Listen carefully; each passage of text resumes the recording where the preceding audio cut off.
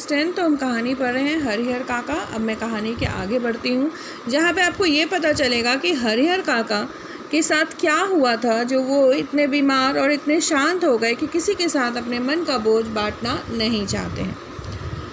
लेखक ये कहानी लिख रहे हैं और लेखक भी हरिहर काका के बगल में ही रहते हैं। लेखक भी उनके साथ जुड़े हुए हैं, इसीलिए वो अपने गांव के बारे में बता रहे हैं, मतलब हरिहर काका के गांव के बारे में बता रहे हैं। मेरा गांव कस्बाई शहर आरा से 40 किलोमीटर की दूरी पर स्थित है। बिहार में है आरा क्षेत्र, और इससे दूर 40 किलोमीटर की दूर पर हसन बाज़ार बस स्टैंड के पास है।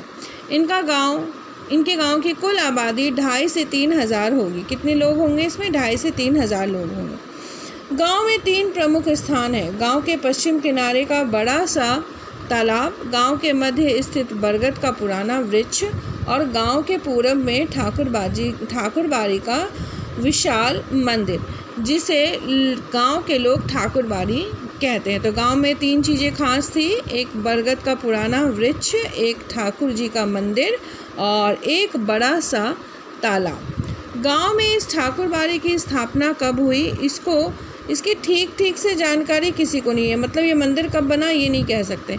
इस संबंध में गांव में जो कहानी प्रचलित है वह यह है कि वर्षों पहले जब यह गांव पूरी तरह से बसा भी नहीं था, तो कहीं से एक संत आकर इस स्थान पर झोपड़ी बना रहने लगे थे। वह सुबह शाम यहाँ ठाकुर जी की पूजा किया करते थे, लोगों से मांग कर खा लेते थे और पूजा पाठ की भावना जागृत करते रहते थे। बाद में लोगों ने चंदा करके यहाँ ठाकुर जी का एक छोटा सा मंदिर बनवा दिया। तो यही मानना है कि बहुत पहले यहाँ एक संत आकर रहता था, झोपड़ी बनाकर सुबह शाम पूजा करता था, लोगों से मांग कर खा लेता था। कुछ दिन बाद लोगों ने चंदा इकट्ठा करके वहाँ एक छोटा सा मंदिर बनाया। फिर जैसे जैसे गांव बसता गया, आबादी बढ़ती गई, मंदिर के कलेवर में भी विस्तार होता गया। मतलब अब मंदिर थोड़ा बड़ा रूप लेने लगा। लोग ठाकुर जी को मनौती मनाते कि पुत्र हो, मुकदमे में विजय हो, लड़की की शादी अच्छे घर में हो, लड़के को नौकरी मिल जाए। फिर इससे जिनको सफलता मिल जाती है, मान मनौती की है, भगवान जी सुन लिए, उनको सफलता मिल गई, तो वह खुशी खुशी ठाकुर जी पर रुपए, जेवर, अनाज चढ़ाते। तो मंदिर में चढ़ावा चढ़ाने लगे।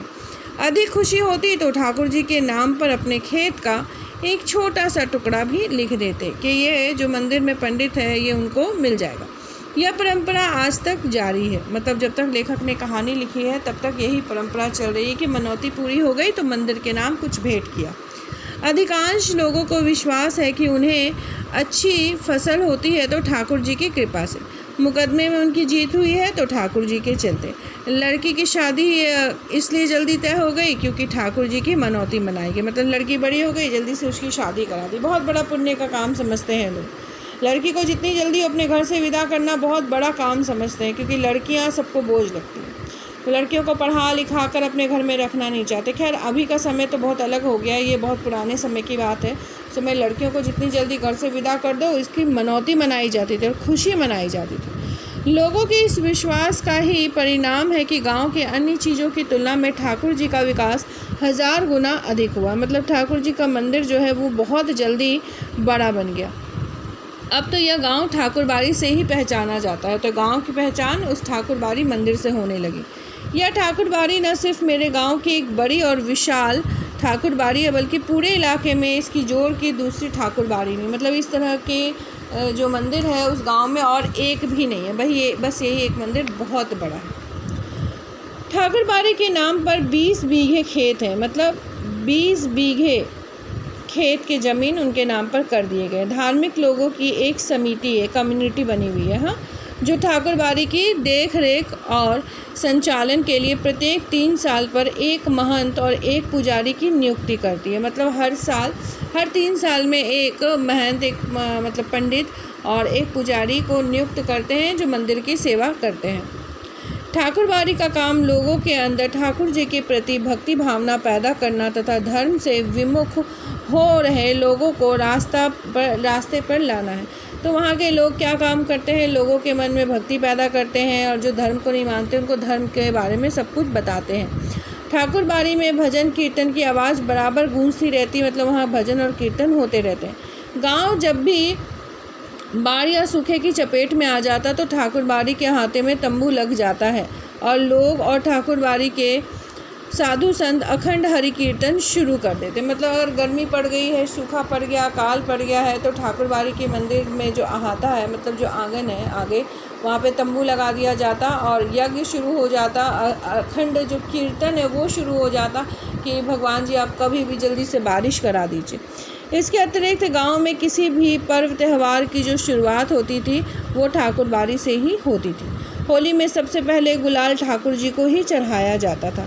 दिवाली का पहला दीप ठाकुरबाड़ी में ही जलता था। जन्म, शादी और जनेऊ के अवसर पर अन्न वस्त्र की पहली भेंट भी ठाकुर जी के नाम की जाती है। ठाकुरबाड़ी के ब्राह्मण साधु व्रत कथाओं के दिन घर घर घूमकर कथा वाचन भी करते। तो जिस दिन व्रत और कथा का माना जाता है, जैसे कि पूर्णिमा का दिन होता है, शिवरात्रि का दिन होता है, तो इस दिन जो पंडित होते हैं वो दूसरों के घरों में जाते, व्रत कथा करते, दान दक्षिणा लेते। इस तरह से वो पूजा पाठ भी किया करते थे। लोगों के खलिहान में जब फसल की दवनी होकर अनाज की ढेरी तैयार हो जाती तब ठाकुर जी के नाम अगुम निकाल कर ही लोग अनाज अपने घर ले जाते। तो जैसे खलिहान में अनाज तैयार हो गया तो अब उसे अगउम, ठीक है, इसे कैसे पढ़ेंगे, अगुम निकाल कर, यानी कि आगा, यानी सबसे पहला हिस्सा जो है वो भगवान जी के नाम से निकाल कर मंदिर में अनाज की बोरी दे दी जाती। तो ठाकुरबाड़ी के साथ अधिकांश लोगों का संबंध बहुत घनिष्ठ है, गहरा है, मन और तन दोनों स्तर पर। कृषि कार्य से अपना बचा हुआ समय वे ठाकुरबाड़ी में बिताते। तो जो किसान वर्ग के लोग थे वो भी ज़्यादातर ठाकुरबाड़ी में अपना समय बिता लेते थे, जैसे उनका काम पूरा हो जाता था। ठाकुरबाड़ी में साधु संतों का प्रवचन सुनते थे। ठाकुर जी का दर्शन कर वे अपना जीवन सार्थक मानने लगते। उन्हें यह महसूस होता कि ठाकुरबाड़ी में प्रवेश करते ही वे पवित्र हो जाते और उनके पिछले सारे पाप अपने आप खत्म हो जाते। तो ठाकुरबाड़ी को इतना महत्व देते गंगा जी की तरह कि जैसे ही उसमें हम प्रवेश करते हैं तो सारा का सारा हमारा पाप धुल गया और अपने आप को बहुत भाग्यवान समझते और अपना समय वहीं बिताना चाहते। परिस्थितिवश इधर हरिहर काका ने ठाकुरबाड़ी में जाना बंद कर दिया था। तो उनके साथ ऐसी परिस्थिति हो गई थी कि हरिहर काका ने ठाकुरबाड़ी जैसे मंदिर में जाना बिल्कुल बंद कर दिया था। पहले वह अक्सर ही ठाकुरबाड़ी में ही जाया करते थे मन को बहलाने के लिए। कभी कभी मैं भी ठाकुरबाड़ी में जाता हूँ, लेकिन वहाँ के साधु संत मुझे फूटी आँख नहीं सुहाते, क्योंकि भगवान तो किसी से कुछ नहीं मांग कर खाते हैं, परंतु साधु संत जो होते हैं भगवान के नाम पे अधिक अधिक दान दक्षिणा लेने का काम करते हैं। काम धाम करने में उनकी कोई भी रुचि नहीं रहती। ठाकुर जी को भोग लगाने के नाम पर जो भी 2 जून का हलवा पूरी आता वो खा लेते और आराम से पड़े रहते। उन्हें अगर कुछ आता है तो सिर्फ बात बनाना और कहानियाँ करना। तो इसीलिए लेखक को जो है वो बिल्कुल पसंद नहीं थे साधु संत ठाकुरबाड़ी के। क्यों? क्योंकि वो कोई काम काज तो करते नहीं थे, बस वहाँ जो फल प्रसाद जो चढ़ता वही वो खाकर रहते। हरिहर काका 4 भाई हैं। अब हरिहर काका गांव के बारे में आपको बता दिया गया, गांव में ठाकुरबाड़ी सबसे प्रचलित है ये भी बता दिया गया। अब हरिहर काका के जीवन के बारे में जानते हैं। हरिहर काका 4 भाई, सबकी शादी हो चुकी है। हरिहर काका के अलावा सबके बाल बच्चे, तो हरिहर काका के बाल बच्चे नहीं हैं। बड़े और छोटे भाई के लड़के काफ़ी सयाने हो गए। बड़े भाई के या छोटे भाई के जो भी लड़के हैं सब बड़े बड़े हो गए। 2 की शादियां भी हो गई है। उनमें से एक पढ़ लिख करके किसी शहर के किसी दफ्तर में क्लर्की का काम करता। उस समय क्लर्क का काम मिलना बड़ा मुश्किल होता था, मिल जाए तो बहुत भाग्यवान समझते थे लोग। लेकिन हरिहर काका की अपनी देह से कोई औलाद नहीं थी, मतलब अपना उनका कोई संतान नहीं था। भाइयों में हरिहर काका का नंबर दूसरा था। औलाद के लिए उन्होंने 2 शादियां की।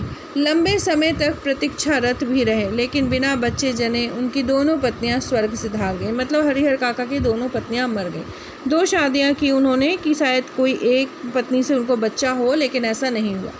लोगों ने तीसरी शादी करने के लिए सलाह दे दी, लेकिन अपनी गिरती हुई उम्र और धार्मिक संस्कारों की वजह से हरिहर काका ने इनकार कर दिया कि नहीं, तीसरी शादी हमारे हिंदू धर्म में मान्य नहीं होती है, इसीलिए हम शादी अब और वो शादी नहीं करेंगे।